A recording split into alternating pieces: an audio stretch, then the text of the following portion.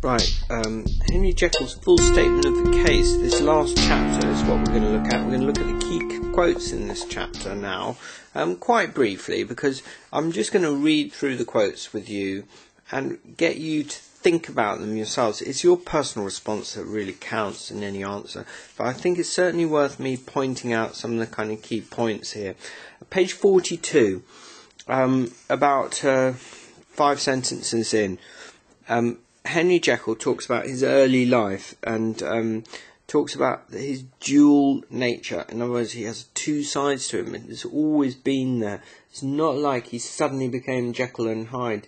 There was something within him, there's something about him that had two sides to him. Many a man would have even emblazoned such irregularities as I was guilty of. So he's talking about his profound duplicity of life. He in the previous sentence, and duplicity means double dealing or two-facedness.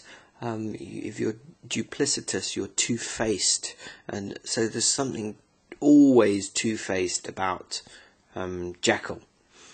Many a man would have even emblazoned such irregularities as I was guilty of, but from the high views that I had set before me, I regarded and hid them with an almost morbid sense of shame. It was thus rather the exacting nature of my aspirations than any particular degradation in my faults that made me what I was, and, with an even deeper trench than in the majority of men, severed in me those provinces of good and ill which divide and compound man's dual nature. So he's saying that man has two sides to him, the good and the bad.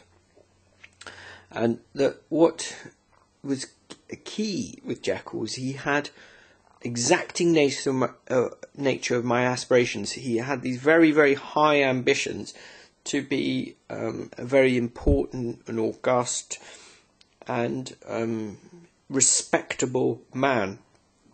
He wanted, in other words, to live the life of the respectable Victorian gentleman, Victorian doctor, and it was this desire to appear respectable rather than any particular degradation in my faults, and rather than shocking kind of sinfulness in his behaviour that was it.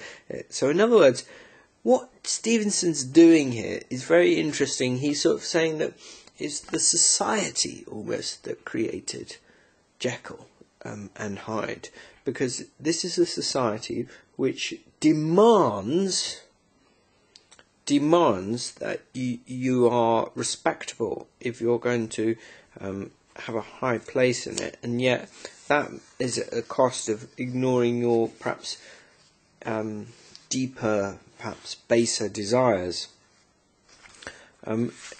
Stevenson further explores this here when he talks about becoming Edward Hyde, top of page 44.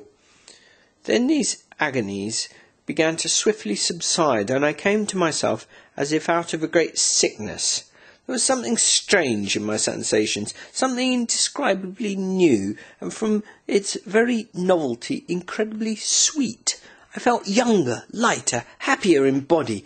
Within, I was conscious of a heady recklessness, of a current of disordered sensual images running like a mill in my fancy, a solution of the bonds of obligation, an unknown but not an innocent freedom of the soul. I knew